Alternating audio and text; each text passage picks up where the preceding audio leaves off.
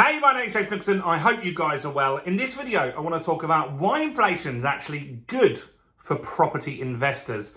Why it might mean that house prices may not crash as much as you might be expecting in the near future, and much more. So while you're here, if you haven't done already, subscribe to the channel and hit the bell notification.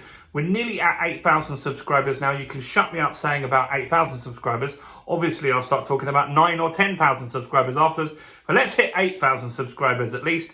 And while you're here, smash the like button, tickle the like button. Just do something with that like button right there, guys.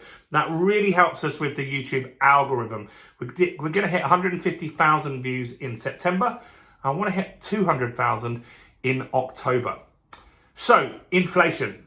I really didn't talk about inflation much for years, decades maybe. And suddenly it's on the tip of everybody's tongue because the pandemic happened. We printed so much money and that drove up prices.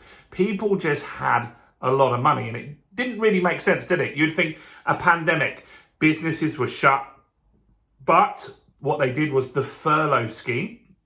That kept tons of people in jobs. I had mates that ran businesses that definitely wouldn't have kept their staff on if they didn't have them paid on furlough. You had the bounce back loans. All these things didn't help. Then we've got the energy crisis. And so oil has got really expensive. That's driven up the cost of food and everything's been a nightmare. So the Bank of England are trying to deal with that. They've upped the interest rates 14 times in a row. We've just had a pause. We're hoping that that's the top of the interest rates, but we don't know for certain. Nobody knows for sure. And so we're looking at this thinking, this is a nightmare. Now, don't get me wrong. Higher interest rates can be difficult for landlords because what happens is your monthly payment shoots up. And most landlords are on interest-only mortgages. So that means when the interest rate goes from 2% to 4%, our payment doubles, which isn't good. And that really, really hits us as landlords. And we really got to be concerned about that. However, where the plus side on all of this is that the money that we owe is getting eroded, right? So let's just say you've got a 100 grand mortgage. Right now, you've got £100,000 that you owe to the bank. So you sell the property, you get that 100 grand. And you've got that 100 grand. Right now, it buys you 100 grand worth of items, right? You might be able to buy a nice Ferrari or something like that with that £100,000. But if inflation stays at 10% for a year, the buying power of that is suddenly only £90,000, which is kind of good when you owe money. If you have money sitting in the bank, this is terrible. It really isn't good. And that's why savers have been hammered by inflation. It really hasn't been fair on savers at all. So debt, people that have debt like me, that are investors, this is good for us. Our £100,000 is suddenly worth less. So in real world terms, our property is now worth 10% less than it was last year. And this is called a silent crash. Right, a silent crash. So let's just say our house is worth 300 grand. Next year, it's only really, we can only buy £270,000 worth of goods with that property if we sold that property. And that is kind of good because I would rather the property had a silent crash than had real cash being knocked off it, which is also happening, right? And so house prices are down 1 or 2% so far this calendar year, 2023. And so that impacts us as well.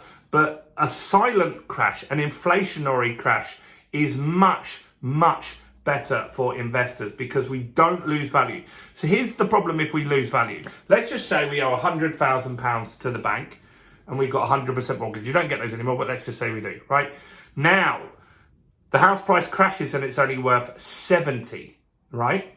Now, if we needed to sell that property for any reason, which happens, some people need to sell, we now still owe the bank 100 grand, but our house is only worth 70. That's a big problem for us.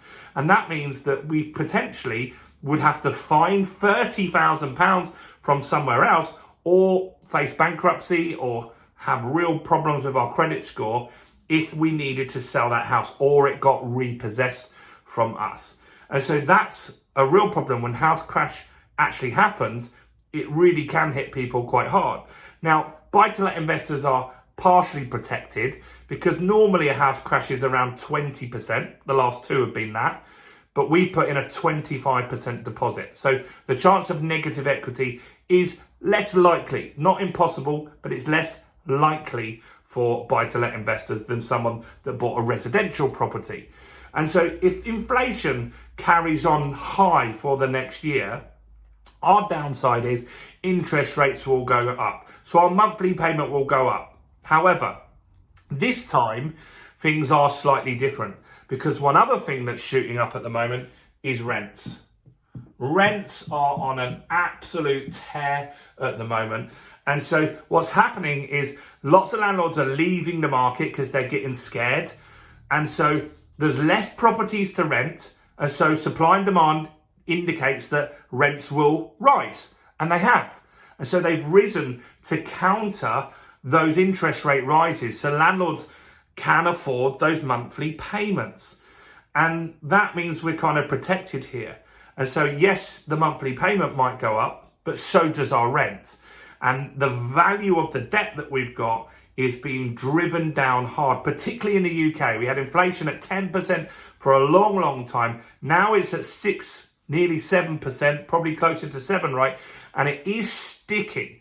So while we don't necessarily want that longer term, the value of that debt that we've got is improving. Wages are also going up. That's good. That means the renters can afford to pay the rent and they'll be able to catch up a little bit on that. Maybe not fast enough, but it's not as bad as people think. Over the long term, inflation is what we want in property, because that takes our 100 grand house and makes it eventually worth £200,000. And that's how I started in property, with just £3,000 as a deposit on a residential mortgage. The property went up from 45 grand to 100 grand. I released equity, bought a flat in Hastings. It went up again to 150, released some more equity, bought a house in Hastings. And then I've been doing that more recently with deals where I bought for a 60 grand house with my daughter Georgia. Inflation didn't really help there. We did a refurb and the property went up in value, but then we released equity and we bought other properties down south. This is the secret to being successful in property, is leveraging your money, allowing the market to move those prices forward. Yes, there will be blips. There will be times when house prices go down. The Daily Mail will say the house prices are going to go down 50% and interest rates are going to hit 100%.